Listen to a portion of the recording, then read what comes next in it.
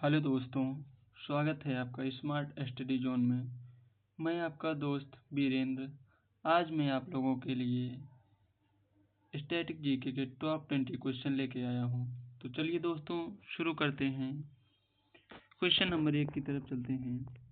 Question number 1 कहता है, निम्नलिखित में से कौन सा नृत्य राधा और कृष्ण की रासलीला विषय वस्तु पर आधारित है?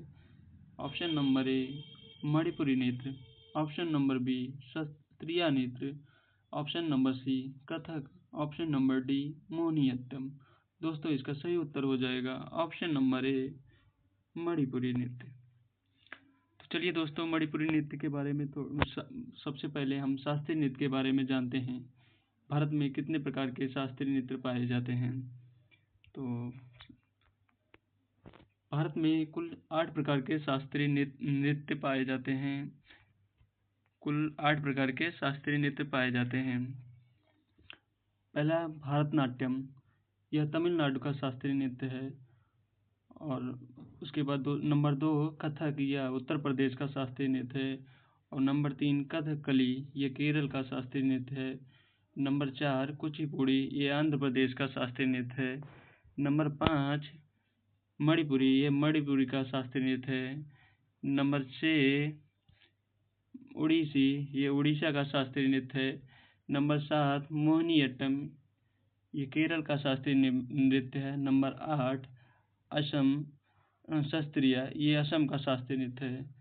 दोस्तों सबसे पुराना शास्त्रीय नृत्य भारतनाट्यम और सबसे नया शास्त्रीय नृत्य शास्त्रीय, जो असम का शास्त्रीय नृत्य है। क्वेश्चन नंबर 2 की तरफ चलते हैं दोस्तों। क्वेश्चन नंबर 2 कहता है, गुरु विपिन सिंह, जिन्हें 1966 में संगीत नाटक अकादमी पुरस्कार और मध्य प्रदेश सरकार द्वारा कालिदास सम्मान से सम्मानित किया गया था, निम्नलिखित में से किस भारतीय शास्त्रीय नृत्य के प्रतिपादक थे? ऑप्शन नंबर ए मणिपुरी के, ऑप्शन नंबर बी कुचिपुड़ी के, ऑप्शन नंबर सी कथक के, ऑप्शन नंबर डी उड़ीसी के। दोस्तों इसका सही उत्तर हो जाएगा ऑप्शन नंबर ए मणिपुर के। तो चलिए गुरु विपिन सिंह के बारे में जानते हैं। दोस्तों गुरु विपिन सिंह मणिपुर के नृत्य का जनक माना जाता है। कालिदास सम्मान मध्य प्रदेश सरकार द्वारा और अनामिका कला संगम पुरस्कार कोलकाता के सरकार द्वारा और एशियन पेंट कोलकाता शिरोमणि पुरस्कार द्वारा दिया जाता है। क्वेश्चन नंबर 3 की तरफ चलते हैं दोस्तों। असद अली खान निम्नलिखित में से किस वाद्य यंत्र बजाने के लिए जाने जाते हैं? Option number A violin, option number B sitar, option number B tabla, option number D Rudraveena. दोस्तों इसका सही उत्तर हो जाएगा ऑप्शन नंबर डी रुद्रबीड़ा। तो चलिए दोस्तों असद अली खां के बारे में कुछ जानते हैं। दोस्तों असद अली खां, उस्ताद असद अली खां आकाशवाणी दूरदर्शन के उच्च श्रेणी के कलाकार थे। असद अली खां को प्राप्त पुरस्कार पद्म भूषण पुरस्कार वर्ष 2008 में भारत सरकार द्वारा दिया गया। तानसेन सम्मान वर्ष 1994 में मध्य प्रदेश सरकार द्वारा दिया गया। और संगीत नाटक अकादमी 1977 में इनको प्राप्त हुआ। दोस्तों क्वेश्चन नंबर 4 की तरफ चलते हैं। प्रसिद्ध वादक पंडित राम नारायण निम्नलिखित में से किस वाद्य यंत्र को बजाने के लिए जाने जाते हैं? Option number A sarod, option number C ghatam, option number B sarangi, option number D बीड़ा। दोस्तों इसका सही उत्तर हो जाएगा option number B sarangi. Option number B sarangi. चलिए दोस्तों पंडित राम नारायण के बारे में जानते हैं। पंडित राम नारायण अंतर्राष्ट्रीय स्तर के सफल सारंगी वादक बने। इनकी शैली हिंदुस्तानी शास्त्रीय संगीत थी। इनको पद्म भूषण सम्मान वर्ष 2005 में मिला। इनको पद्म भूषण सम्मान वर्ष 2091 में मिला, 1991 में मिला। 1991 में मिला, और इसके बाद पद्मश्री सम्मान वर्ष 1976 में मिला। तो दोस्तों चलिए अगले क्वेश्चन में चलते हैं, क्वेश्चन नंबर 5 की तरफ। योग सुंदर देसाई एक अग्रणी नर्तक थे जिन्होंने स्वतंत्रता पूर्व युग में भारतीय नृत्य की दुनिया में कदम रखा। का जन्म 16 जुलाई 1921 को में हुआ था। तो कहाँ के थे? Option number A Rajasthan, option number B Maharashtra, option number C Madhya Pradesh, option number D Gujarat. दोस्तों इसका सही उत्तर हो जाएगा ऑप्शन नंबर डी, गुजरात के थे। तो इनके बारे में थोड़ा चलो जानते हैं। इनका जन्म गुजरात में लिम्बड़ी में हुआ था। ये पहले राजकुमार थे जिन्होंने भारतीय संघ में अपनी रियासत विलय किया था। 16 जुलाई 2021 को इनका जन्म शताब्दी मनाई गई। और योग सुंदर ने वर्ष 1948 में कोलकाता इंडिया रिवाइवल ग्रुप की स्थापना की। इन्होंने वर्ष 1947 में इंडियन प्रोग्रेसिव बैले ग्रुप की शुरुआत की। देसाई जी ने वर्ष 2009 में संगीत नाटक अकादमी पुरस्कार से सम्मानित किया गया। दोस्तों इनके बारे में यही तक था। अब क्वेश्चन नंबर 6 की तरफ चलते हैं। इलाहाबाद के निम्नलिखित में से किस हिंदुस्तानी गायक को उनके प्रसिद्ध समकालीन गौहर जान के साथ 1911 में दिल्ली दरबार में सम्राट पंचम जॉर्ज पंचम के लिए प्रदर्शन करने का सौभाग्य प्राप्त हुआ? ऑप्शन नंबर ए शोभा भयंकर को, ऑप्शन नंबर बी अनुपमा को, option number C Allah Jilai Bai को, option number D Janki Bai को। दोस्तों इसका सही उत्तर हो जाएगा option number D Janki Bai को। तो चलिए जानकी बाई के बारे में कुछ जानते हैं।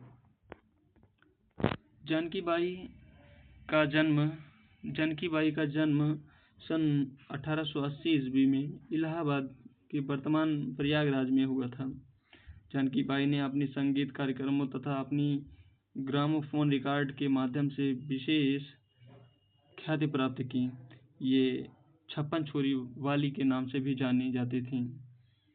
दोस्तों क्वेश्चन नंबर 7 की तरफ चलते हैं। क्वेश्चन नंबर 7 कहता है, किस भारतीय संगीत ने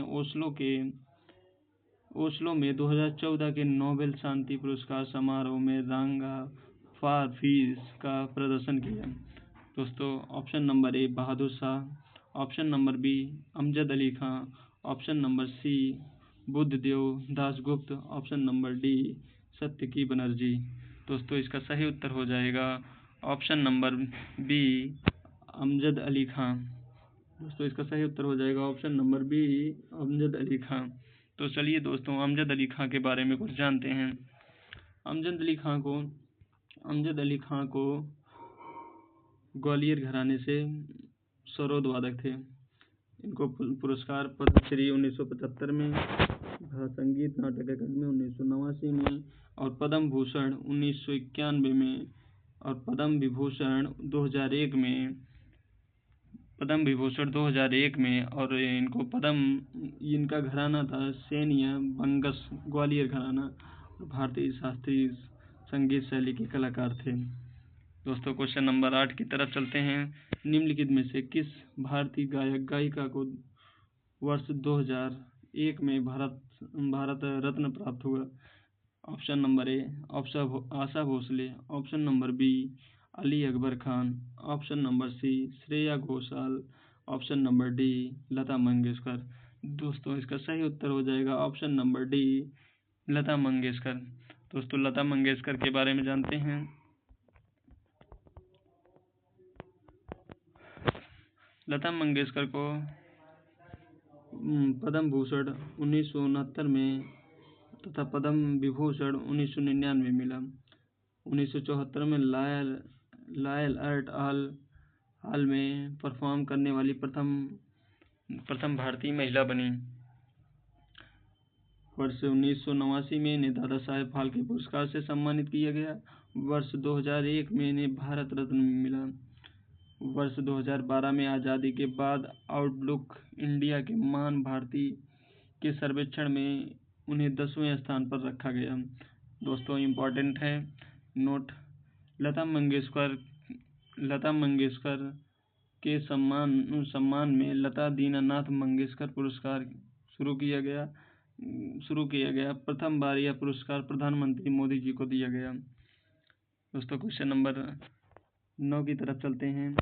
साओ आओ त्योहार मुख्य रूप से निम्नलिखित में से किस भारतीय राज्य में कैथोलिक एशियाई द्वारा मनाया जाता है? Option number A Manipuri, option number B Goa, option number C Assam, option number D Nagaland. दोस्तों इसका सही उत्तर हो जाएगा गोवा, ऑप्शन नंबर सी। तो चलिए दोस्तों गोवा के बारे में जानते हैं और कुछ इनके नृत्य के बारे में जानते हैं। तो यह त्यौहार सेंट जॉन द बैप्टिस्ट को श्रद्धांजलि देने के लिए मनाया जाता है। इस त्यौहार पर गोवावासियों द्वारा एक दूसरे को फल भेंट किए जाते हैं। गोवा के अन्य प्रमुख त्यौहार सिग्मो गोवा और कार्निवल, ईस्टर आदि हैं। दोस्तों क्वेश्चन नंबर 10 की तरफ चलते हैं। चापकुट त्यौहार मुख्य रूप से मनाया जाता है। ऑप्शन नंबर ए मिजोरम में, ऑप्शन नंबर सी मणिपुर में, ऑप्शन नंबर बी नागालैंड में, ऑप्शन नंबर डी मेघालय में। दोस्तों इसका सही उत्तर हो जाएगा ऑप्शन नंबर ए मिजोरम में। तो चलिए दोस्तों मिजोरम के शास्त्रीय नृत्य के बारे में जानते हैं। चापचारकुट प्रतिवर्ष मार्च के महीने में झूम की खेती पूरी होने के फसल उत्सव के रूप में मनाया जाता है। मिजोरम के अन्य प्रमुख त्योहारों में थोरियम त्योहार, पावलकुट और थलफांगवाकुट त्योहार आदि मनाए जाते हैं। कुटकेम, नोक्रेम नृत्य उत्सव आदि मेघालय के प्रमुख त्योहार वांगला त्योहार के त्योहार हैं। चलिए दोस्तों क्वेश्चन नंबर 11 की तरफ चलते हैं। वाराली चित्रकला भारत के किस राज्य के लोक चित्रकला है? तो दोस्तों इसका सही उत्तर हो जाए ऑप्शन है option number A Manipuri, option number B Mizoram, option number C Maharashtra, option number D Karnataka. दोस्तों इसका सही उत्तर हो जाएगा ऑप्शन नंबर बी महाराष्ट्र। तो दोस्तों महाराष्ट्र के बारे में जानते हैं। वाराली चित्रकला एक प्राचीन भारत कला है जो महाराष्ट्र राज्य की जनजाति वाराली द्वारा मनाई जाती है। इस चित्रकारी के अंतर्गत मुख्यतः ऋतु, फसल, पैदावार, उत्सव, शादी एवं धार्मिकता को दर्शाया जाता है। वाराली परंपरा को 2500 से 3000 ईस्वी पूर्व के बीच माना जाता है। दोस्तों क्वेश्चन नंबर 12 की तरफ चलते हैं। थांगका पेंटिंग शैली में देवता को दर्शाया गया है। ऑप्शन नंबर ए यहूदी को, ऑप्शन नंबर बी बौद्ध को, ऑप्शन नंबर सी इस्लामी को, ऑप्शन नंबर डी हिंदू को। दोस्तों इसका सही उत्तर हो जाएगा ऑप्शन नंबर बी बौद्ध को। तो चलिए दोस्तों थांगटा पेंटिंग शैली के बारे में जानते हैं। थांगटा पेंटिंग शैली में बौद्ध देवता को दर्शाया गया है। थांगटा पेंटिंग आमतौर पर हिमाचल प्रदेश, लद्दाख, सिक्किम और अरुणाचल प्रदेश में प्रचलित है। थांगटा पेंटिंग शैली बड़े पैमाने पर प्रार्थनाओं एवं मुद्रित संस्करणों और पोस्टर आयकरों सजाने के लिए प्रयोग की जाती है। दोस्तों क्वेश्चन नंबर 13 की तरफ चलते हैं। निम्नलिखित में से किस हिल स्टेशन में सर्दियों में हिमपात नहीं होता? Option number A Ooty, option number B Shimla, option number B Nainital, option number D Srinagar. दोस्तों इसका सही हो जाएगा ऑप्शन नंबर ए ऊटी में। तो इसका सही उत्तर हो जाएगा ऑप्शन नंबर ए, ऊटी में। तो इसके बारे में चलते हैं दोस्तों। स्थित नीलगिरी पहाड़ी तमिलनाडु में स्थित है। यह एक आकर्षक हिल स्टेशन है। इसका अन्य नाम उदगमंडलम है। यह पर्यटन स्थल है। नीलगिरी पहाड़ी पर्वत श्रृंखला तमिलनाडु में स्थित है। सर्दियों में यहाँ तापमान 20 डिग्री से 5 डिग्री तक पहुँच जाता है। भारत के प्रमुख hill station: Gulmarg hill station Jammu Kashmir में, गुलमर्ग हिल स्टेशन जम्मू कश्मीर में, और मसूरी हिल स्टेशन उत्तराखंड में, और दार्जिलिंग हिल स्टेशन पश्चिम बंगाल में, कसौली हिल स्टेशन हिमाचल प्रदेश में। दोस्तों क्वेश्चन नंबर 14 की तरफ चलते हैं। भक्ति संत नयनार निम्नलिखित में से किस देवता के भक्त थे? Option number A Vishnu, option number B Murugan, option number C Shiva, option number D Indra. दोस्तों इसका सही उत्तर हो जाएगा option number C Shiva, option number C Shiva. दोस्तों चलिए इनके बारे में कुछ जानते हैं। विष्णु भक्त को अलवर संत कहा जाता है। विष्णु भक्त को अलवर संत कहा जाता है। अलवर संत और नयनार संत दक्षिण भारत में थे।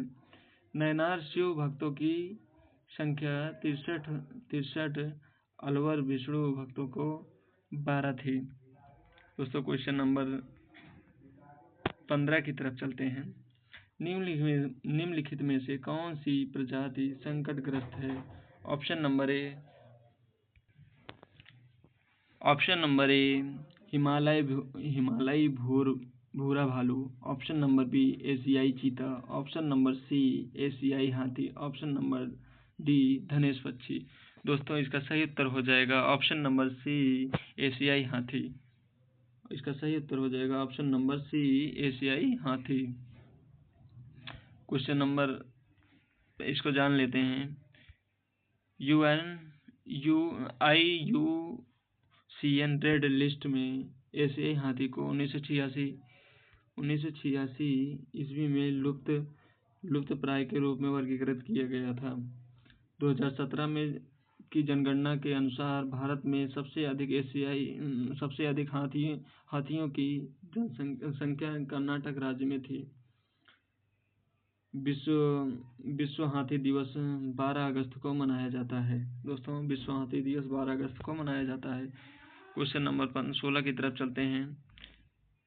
एड्स हिरण उप प्रजाति को IUCN रेड लिस्ट में लुप्तप्राय के रूप में वर्गीकृत किया गया है। यह केवल कहाँ पाई जाती हैं? ऑप्शन नंबर ए लद्दाख में हेमिस राष्ट्रीय उद्यान में, ऑप्शन नंबर बी राजस्थान में रणथंभौर राष्ट्रीय उद्यान में, ऑप्शन नंबर सी मणिपुर में केवल लामजाओ राष्ट्रीय उद्यान में, option number D Madhya Pradesh में पेंच राष्ट्रीय उद्यान में।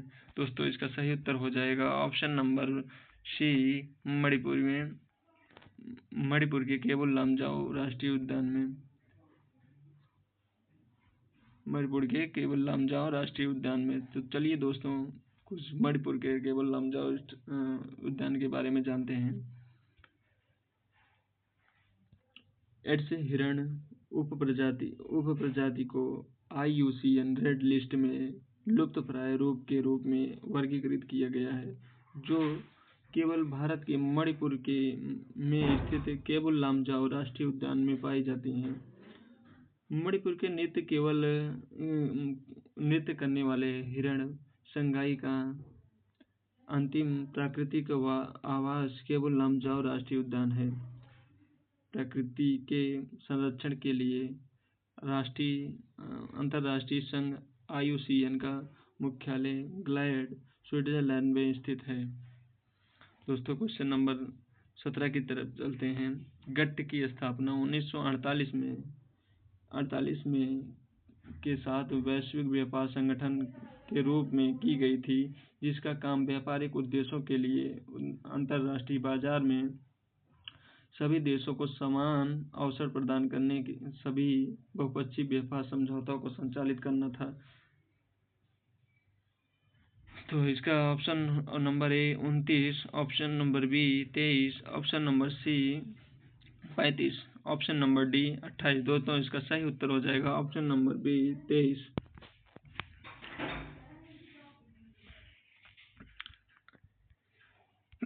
दोस्तों हम जानते हैं 1 जनवरी 1955 में गट्टे का नाम बदलकर विश्व व्यापार संगठन WTO कर दिया गया। वर्तमान में WTO के सदस्य 164 हैं। WTO का मुख्यालय स्विट्जरलैंड जिनेवा में पाया जाता है। जिनेवा के स्विट्जरलैंड में है। क्वेश्चन नंबर 18 की तरफ चलते हैं। भारत के राष्ट्रीय समुद्र विज्ञान संस्थान का मुख्यालय कहाँ स्थित है? Option number A Nai Delhi, option number B Kanyakumari, option number B Hyderabad, option number D Goa. दोस्तों इसका सही उत्तर हो जाएगा ऑप्शन नंबर डी गोवा में। दोस्तों इसका सही उत्तर हो जाएगा ऑप्शन नंबर डी गोवा में। तो दोस्तों चलिए देखते हैं इसके बारे में।